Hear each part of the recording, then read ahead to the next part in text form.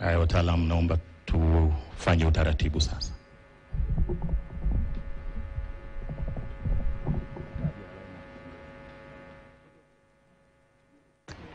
Mtazamaji wa TBC, ni shughuli ambayo imekuwa fupi sana, haina mambo mengi. Ilikuwa ni Rais wa Jamhuri ya Muungano wa Tanzania kuingia hapa, ambapo aliingia kama saa 4 hivi dakika 14, na ilipofika saa 4 dakika 19 waziri mkuu mteule akaapa na kuwa waziri mkuu kamili. Sasa uteule tumeachana nao, sasa hivi ni waziri mkuu wa Jamhuri ya Muungano wa Tanzania, na rais akitumia dakika zake 8 kuzungumza na Watanzania kupitia uapisho huo waziri mkuu. Naam, ni dakika 8 ambazo zimeonyesha uelekeo wa nini anakitaka kwa waziri mkuu, na akisema kama tulivyosema matukio mawili, akiahidi katika tukio la pili hapo baadaye katika hotuba kutoa uelekeo wa nini anapaswa kukifanya na serikali inapaswa kuelekea wapi. Lakini kuna dalili unazoziona kwamba jana wakati waziri mkuu jina lake limetajwa bungeni, wakati anatoa maelezo yake akisema historia yake, alitoa salamu kidogo.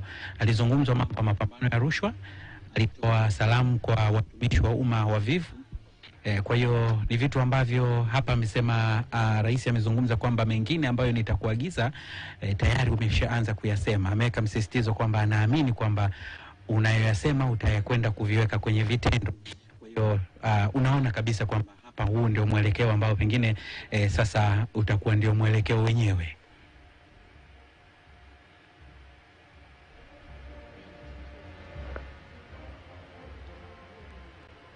Na ni brass band ikiendelea kutumbuiza wakati MC pale ametutangazia kwamba sasa ni wakati wa picha mbalimbali za makundi zitakazoanza kupigwa hapo, na sisi tu hapa tutaendelea kuwadondolea wasikilizaji wetu na watazamaji wetu juu ya kile kilichotuleta hapa na nini kinatazamiwa huko mbele ya safari.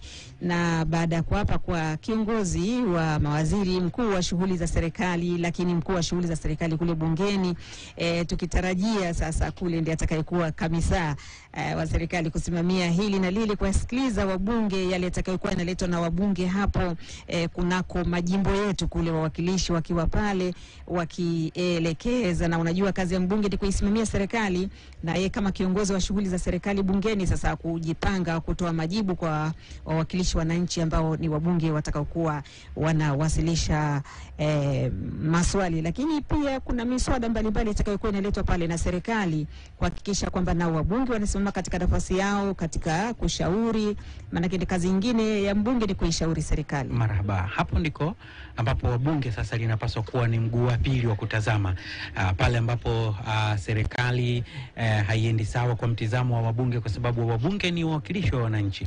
Na bunge ndio wajibu wake kwamba hapa tunahitaji hiki na kupaza sauti kidogo, kule site wananchi wanasema hiki. Ndio kazi ya wabunge na kuyawasilisha ndani ya bunge.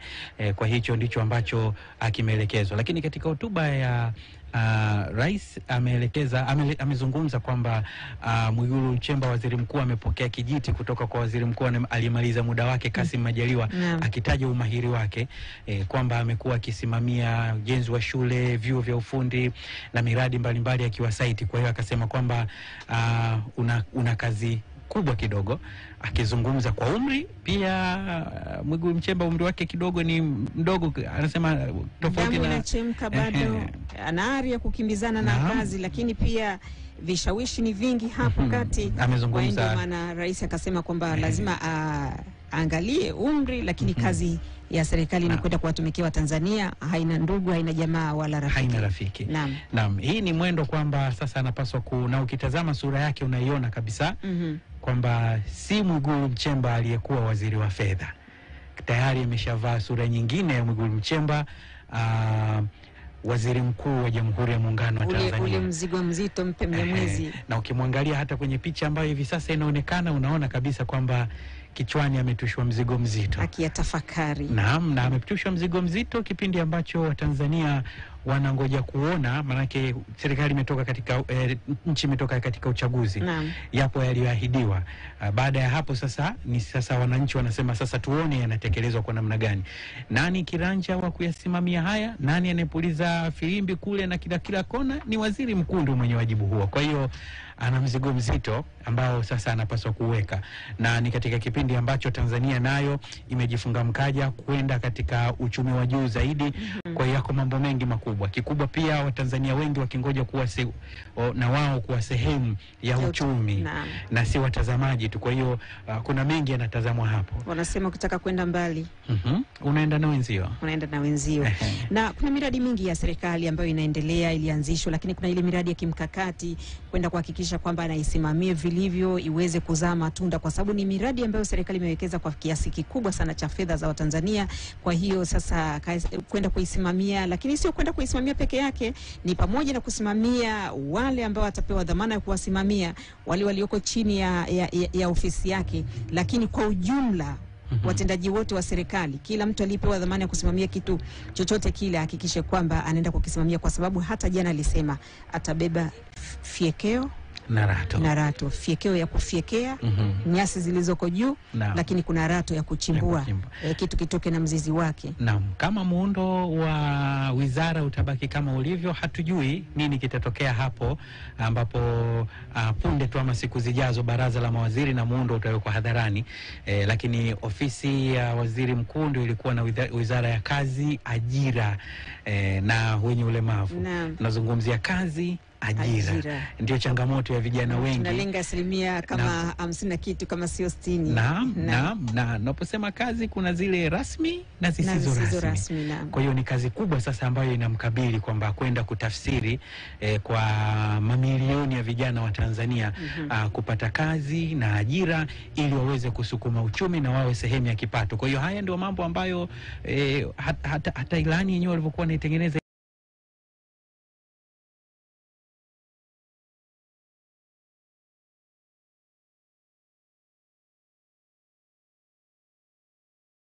kwenda kuakisi kule mtaani. Sasa wanasema kusema ni jambo lingine na kutenda ni jambo lingine. Kwa hiyo sasa ni wakati wa kutenda. Baada ya kusema sasa wanangoja sasa kwenda kule kuonyesha kwamba ilani inasema ajira, kule mtaani wananchi wanasema tunazingoja ziko wapi. Kwa hiyo haya ndio ambayo yanangojwa hivi sasa, na sisi kama wanahabari kazi yetu ni kwenda kusikiliza na kuyatafsiri, lakini pili kwenda upande wa pili wa wananchi kusikiliza sauti zao na kuzipeleka upande wa pili.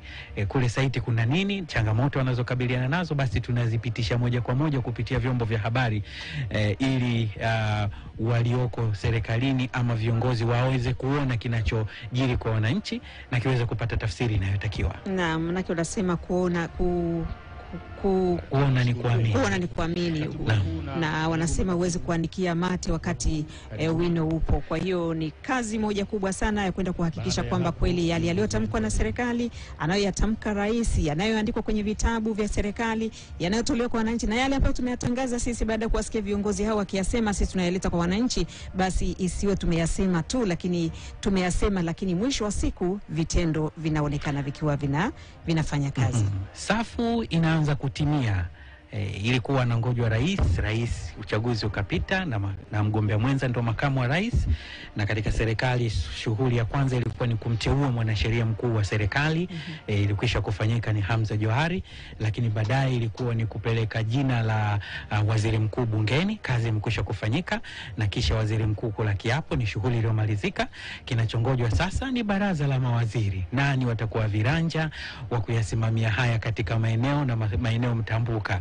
Nani kapanda, nani kashuka, nani katoka, nani kaingia. Na picha ilikuwa ikionekana, unawaona wale ambao walizoeleka katika sura wakiwa katika tahayuri ya kusema kwamba nitakuwepo, sijui itakuwaje, yanangoja. Na rais ana uwanda mpana sana, Watanzania wote ni wake, na kila mara wanasema Watanzania wote ni wangu. Mimi sina huyu sio mtu utoke useme mimi ni wake, mimi mtoto no. Anasema mimi Watanzania Watanzania wote ni wangu, kwa hiyo ana uwezo wa kumchukua yeyote yule, na tuna vijana wengi wasomi, tuna watu wasomi wengi, kuna watu wenye weledi, kuna watu, yani tuna watu chungu mzima. Kwa hiyo rais mwenyewe ana uwanda mpana sana wa kuchagua. Kwa hiyo naam, na hao wanaonekana hapo ni wawakilishi wa mikoa, wakuu wa mikoa wakiwa hapo kushuhudia zoezi la uapisho tayari limekushafanyika. Sasa ni picha za kumbukumbu na kama unavyojua lazima uwe na kumbukumbu, na hichi ni kizazi cha taarifa. Kwa hiyo lazima ziwe na kumbukumbu, zihifadhiwe. Licha kusema tu huyu alikuwa huyu, basi zinachukuliwa picha za kumbukumbu na kisha mambo mengine kuendelea. Hao hivi sasa ni makatibu wakuu kutoka wizara mbalimbali na wakuu wa taasisi wakiwa hapo tayari kuchukua kumbukumbu muhimu. Hapo tunaona baadhi ambao tunaweza tukawatambua kwa haraka haraka. Hapo yuko Felshesi Mimramba, katibu mkuu wizara ya nishati, lakini yuko Gerson Msigwa, katibu mkuu wizara yenye dhamana ya habari, utamaduni, sanaa na michezo, na wengine ambao wanaonekana hapo wakiweka kumbukumbu hivyo. Na wakati nchi iko kwenye uchaguzi, makatibu wakuu ndio walikuwa askari wa miavuli kuhakikisha kwamba maisha yanaendelea. Hakuna kazi ya serikali inasimama. Na mapema Amini niliona kama vile hii itakuwa ni familia ya waziri mkuu. Familia ya waziri mkuu, mama na watoto. Watoto hao. Naam, watoto hao ni watoto. Ni watoto. Watoto wakiwa hapo, familia ikishuhudia baba akipewa jukumu kubwa muhimu. Watamkosa kwa sababu kazi, watamkosa mara nyingi sasa hivi kwa sababu atakuwa huku na kule. Naam. Kwa hiyo niko nasema mapema niliona kama vile wageni wengine wa mheshimiwa rais hapa katika ikulu ya Chamwino ni wale waliokuwa wagombea urais katika vyama mbalimbali. Naam, walikuwa ni wenzake ambao walionyesha nia katika vyama mbalimbali. Na kisha Tume Huru ya Taifa ya Uchaguzi kwa paridhaa walitembea takriban siku 60. Kwa nao wamekuja kushuhudia namna taifa linavyojengwa. Hii ndio demokrasia inavyotokea, kwamba mnashuhudia. Na ikumbuke wakati ule waliahidi kwamba kupitia mwakilishi wao kwamba zile ilani zao watazikusanya, watamkabidhi, akachambue, angalie yale yanayofaa kutekeleza. Naam, ndio sababu wanasema Tanzania ni yetu sote. Naam. Na yeye mwenyewe wakati anapokea akasema basi na mimi kwa wakati utakaofaa nitazipokea, tutazungumza yale ambayo yanaonekana yataendelea mbele. Kwa hiyo hicho ndicho ambacho unakiona katika taswira, na pengine baadaye katika hotuba ambayo anataraji kuitoa baadaye bungeni, Rais wa Jamhuri ya Muungano wa Tanzania, na hata kwa maneno yake punde tu hivi amezungumza kwamba atatoa mwelekeo na taswira ya kwenye kila jambo, na sisitiza amezungumza hivyo kwenye kila eneo kwamba anataka tuende vipi. Na pengine baada ya hotuba ya leo mwendo utajulikana, na kama ingekuwa mpira unaweza kusema kwamba ni kama kocha atafanya 4-4-2 ama atafanya 2-4. Inategemea yeye mwenyewe atapangaje safu yake. Maana pia unaangalia na upana wa kikosi ulichokuwa nacho na adui unaopambana naye. Na adui hapa ni wale ambao mwalimu aliwazungumza. Umasikini, maradhi na umaskini, maradhi, Mheshimiwa Naibu Spika, na ndio hayo. Sasa ujinga ikitafsiriwa katika elimu, maana ukitoa elimu ujinga unauondoa. Na ndivyo hivyo ilivyo, lakini yote hayo na yameongezeka lingine hivi sasa, rushwa, ubadhirifu ambao jana Waziri Mkuu Mwigulu Nchemba ni moja kati alizungumza bungeni kwamba rushwa na ufisadi tutapambana nayo kwa nguvu. Kwa hiyo na ujue huyo ni adui mkubwa sana. Rushwa na nyima haki, rushwa yani ndio hivyo. Kama utekelezaji wa mradi unaoendelea mahali fulani, rushwa ikiingia pale ni kwamba ile fedha iliyopimwa iliyotengwa pale kwa ajili ya kukamilisha ule mradi, ndio hivyo tena mradi utajengwa chini ya kiwango kwa sababu fedha haitoshi tena. Na watu pia wameumbwa kusahau. Niweke kumbukumbu sawa hapo. Miongoni mwa machampioni wa kupambana na wafanyakazi hewa alikuwa Mwigulu Lameck Nchemba, wakati huo akiwa naibu waziri wa fedha. Kama kumbukumbu zangu zitakuwa sawa, aliweka utaratibu wakati fulani wa kufanya tathmini na wafanyakazi wote wa serikali wakapokea mshahara dirishani, kwamba unakuja Victoria Patrick, ndio wewe unawekwa vema pale kwamba umepokea bahasha yako na nakumbuka wakati ule akiwa naibu waziri wa fedha wakagundua idadi kubwa ya wafanyakazi ambao ama wengine walikuwa wamestaafu na kumbukumbu hazijawekwa sawa, majina hewa na fedha zinatoka na mishahara ipo mamilioni ya shilingi. Kwa hiyo unaweza kusema kwamba ukichimba historia ana kumbukumbu ya hilo. Kwa hiyo sasa amepewa mamlaka zaidi, sasa amepewa nafasi zaidi, ana uwezo ya kuyafanya makubwa zaidi. Amesema ole wake watumishi wavivu. Naam, na wengine wanaweza wakasema kwa nini watumishi wala rushwa. Watumishi ndio akasema wale wanaotumia lugha chafu, hawaheshimu wananchi. Wananchi wanapofika katika ofisi zao za umma, unakuta mtu anafanya shughuli zake nyingine wakati amekula kiapo cha utumishi wa umma kwamba mimi nitawahudumia wanaotakiwa ama nitawapa huduma. Kifika mwananchi ametoka huko Ukerewe, anafika kwenye ana shida Dar es Salaam ama ana shida Dodoma, unamuuliza una appointment, unatakiwa njoo kesho, una kielelezo hiki, kwa hiyo unatakiwa muite kwa upendo. Yeye ndio tajiri ama yeye ndio bosi wa ofisi pale. Kwa hiyo muulize tu, mzee wangu, mama yangu, kijana wangu, mdogo wangu, vipi hii, unamuelekeza kwamba sasa njoo na nyaraka hii na hii ili mambo yaende sawa. Sio unamuuliza una appointment, ataweka wapi appointment wakati ndio ni mwananchi wa kawaida katoka huko kusafiri ni ofisi ya umma kuja kujiona katika ofisi yake ya umma. Kwa hiyo alituma salamu jana Waziri Mkuu Mwigulu kwamba hiyo ni miongoni mwa mambo ambayo atayashughulikia. Kwa hiyo unaweza kusema kwamba yanangojwa sasa gwaride likianza la kuanza kutembea huku na site, tuanze kuona yale yanayonenwa. Na Rais wa Jamhuri ya Muungano wa Tanzania amezungumza wazi hapo kwamba sasa anaamini yaliyozungumzwa sasa yanakwenda kutekelezwa. Wanaopiga picha hivi sasa ni namuona mtendaji wa mahakama hapa Profesa Gabriel Elisante, lakini pia namuona msajili wa vyama vya siasa Jaji Mutungi, ninamuona mwenyekiti wa Tume Huru ya Taifa ya Uchaguzi pamoja na wajumbe wake, namuona Jaji Sivangiwa Mwangesi akiongoza maadili ya utumishi wa umma, naye yuko hapo. Kwa hiyo naweza kusema hawa ni mmoja kati ya watu muhimu pia katika utumishi wa umma, lakini pia katika vyama vya siasa ndio mbalimbali. Naona sasa msafara huu ni wa wabunge la Jamhuri ya Muungano wa Tanzania ambao wapo hapa Dodoma, na wengine hapo tungeweza kusema kwamba ni mawaziri katika serikali iliyopita ya kabla ya uchaguzi wakiwa hapo, na wenyewe watakuwa katika tahayuri sasa hivi.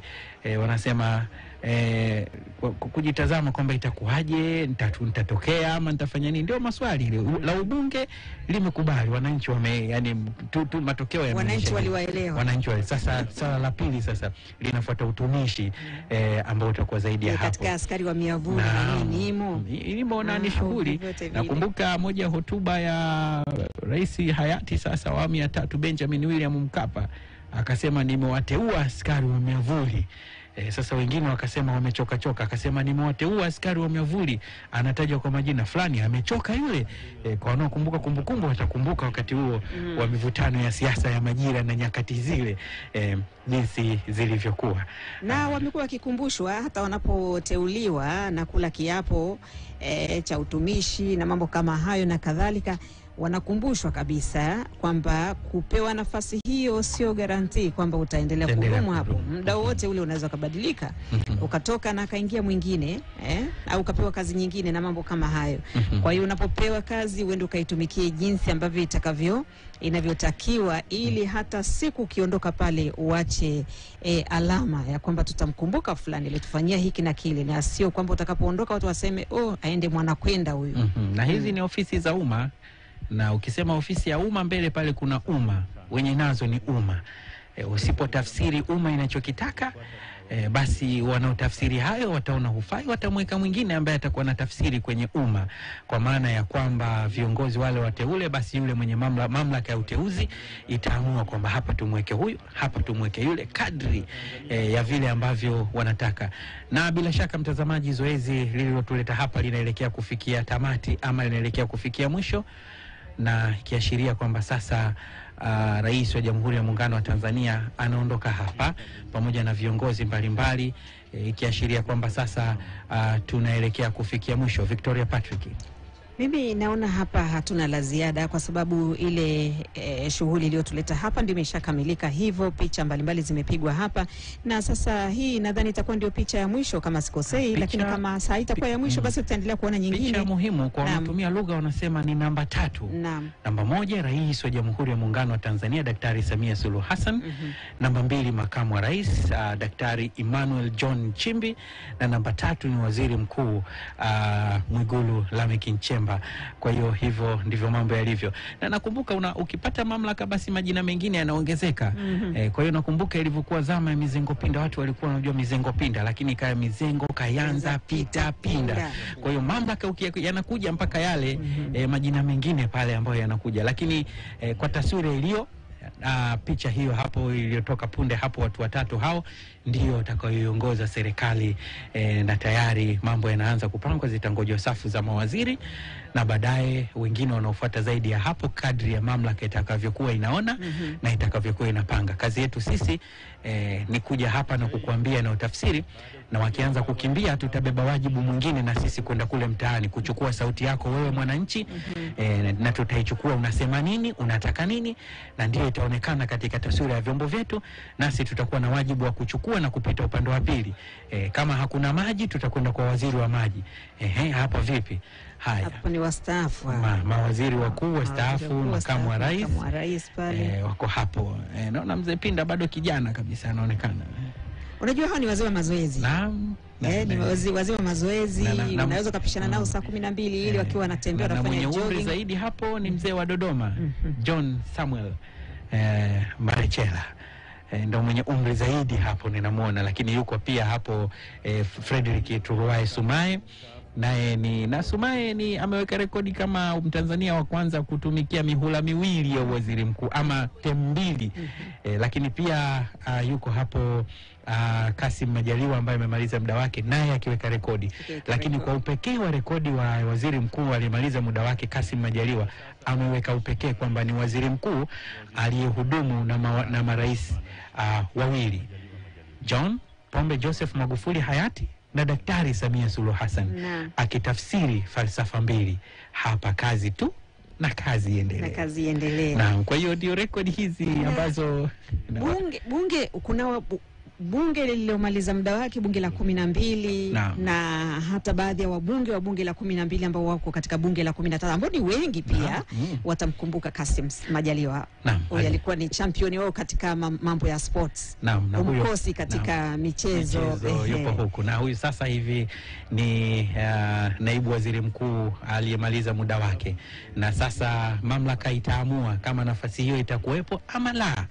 Tutayafahamu, lakini nasema nafasi ya naibu waziri mkuu Dr. Biteko alikuwa hapo, na hii ndio picha sasa ya Rais wa Jamhuri ya Muungano wa Tanzania na waziri mkuu pia wa Jamhuri ya Muungano wa Tanzania. Moja kati ya alama zake ni kuvaa tai ya bendera ya Tanzania. Kwa hiyo ni moja kati ya picha kumbukumbu muhimu sana. Nilikuwa nazungumza hapo, ametoka punde hapo naibu waziri mkuu alimaliza muda wake, Daktari Doto Mashaka Biteko. Kwa hiyo nilikuwa nasema katika muundo mpya inategemea mamlaka itakuja na nafasi hiyo ama la. Kwa hiyo litakapokuwa linatajwa baraza la mawaziri ndio litaeleza kama muundo huo utakuwepo ama la. Lakini miongoni mwa watu walioweza kutokeza katika nafasi hiyo pia Dr. Salim Mohamed Salim alishika nafasi hiyo, ilishawahi kuundwa ya naibu waziri mkuu. Lakini pia Augustine Liatonga Mrema hayati, mzee wa Kilaracha, alishawahi kushika pia nafasi hiyo, na sasa pia ilijitokeza nafasi hiyo.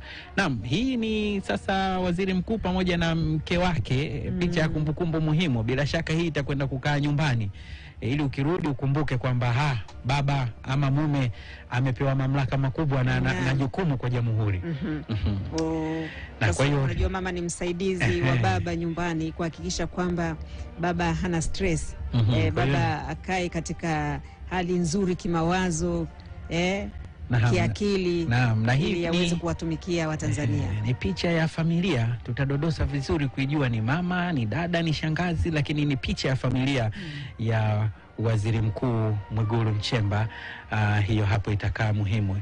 hivi sasa ni wazee hao wanafuata. Sina kumbukumbu, kwa hiyo tutajaribu kufuata na kufahamu kama ni familia ya Mheshimiwa Waziri Mkuu ama kama ni wazee namna gani, lakini kwa sababu pale tumemuona mke wa Waziri Mkuu, lakini tunaamini kwamba tunamuona mama, bibi na babu anaenda pale. Kwa hiyo tutajua huko baadaye kama ni wazazi wake kwenda, tutatambulishwa zaidi. Bila shaka hao hii ni familia. Hii ni familia. Sasa unaona rangi zile, wajihi ule, unaona kabisa hii ni familia wakiwa hapo. Hizi ni picha za kumbukumbu, ni picha nzuri za kumbukumbu kwamba siku kama ya leo wakati Waziri Mkuu wengine ninaona kiangalia unawatambua wengine wadogo zake pale. Lakini ukumbuki Waziri Mkuu kama amekuwa akisema ana familia kubwa sana. Ana familia kubwa, na familia kwake kama yeye na mke na watoto wake, ndugu zake wale watumbo moja na yeye, lakini anao watoto wengi sana naolea. Aliowalea, aliochukua katika sehemu mbalimbali. Na hii ndio tabia ya familia za Kiafrika, kwamba unapopata ahueni basi ndugu, jamaa, marafiki na wale ambao Mwenyezi Mungu anakujalia basi unawapa mkono ili kuwapa matumaini na kuhakikisha kwamba mnapiga hatua tena nyingine na kusonga mbele. Kwa hiyo hicho, na hiyo ndio familia yake. Sasa mke, watoto tayari wakipata kumbukumbu hapo muhimu. Alikuwa nasema mkuu wa itifaki alikuwa anaweka itifaki sawa, lakini sasa hii picha inatupa tafsiri. Huyu sasa ndio picha ya familia, aliye kushoto kwa mtazamaji, lakini kulia kwa mimi, kulia ni mke wa Waziri Mkuu, lakini anafuata mtoto, lakini na watoto tena hao. Sasa wanapiga picha, wanabaki tu familia yake. Sasa ni picha za kumbukumbu muhimu, na ndivyo hali ilivyo. Zingine zitakwenda kwenye familia na nyingine zitakwenda kwenye kumbukumbu za taifa zinapotazamwa hapo. Naam, anazungumza hapo bila shaka, unaitwa nani, unasoma wapi, na watoto wanaondoka na kumbukumbu moja nzuri sana katika maisha yao. Ni nafasi baba akipata wakati mwingine, nanyi ni watoto, kuna mawili matatu mtayapata na mtatambulika kwa sababu ya nafasi hiyo. Unapokuwa kiongozi basi kuna zile fursa ambazo zinajitokeza, kwa maana kwamba zitajitokeza. Martha Mlata huyu namfahamu. Naam, alikuwa ni mbunge wa muda mrefu kutoka Singida na ndio mwenyekiti wa Chama cha Mapinduzi mkoa wa Singida. Kwa hiyo amsindikiza namsindikiza kwa sababu mkoa wake sasa umetoa. Wana Singida nimewaona wengi, nimemwona hata katibu tawala mkoa wa Singida. Naam, na alifika mapema mno kuhakikisha kwamba asikose. Naam, wimbo huo ukiashiria kwamba ni brass band ikipiga wimbo kuhakikisha kwamba, ama ala za kuhakikisha kumaliza shughuli. Sasa tuachie mambo yanavyoendelea, alafu tutakwambia.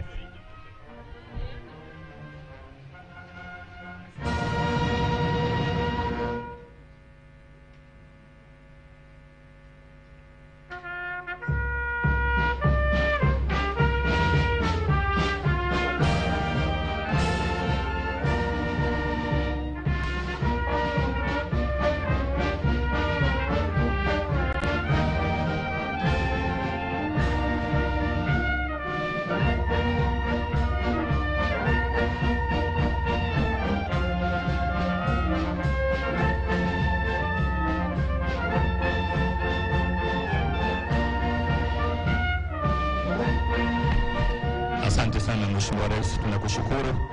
Na sasa tunakuruhusu ukaendelee na majukumu mengine ya ujenzi wa taifa letu.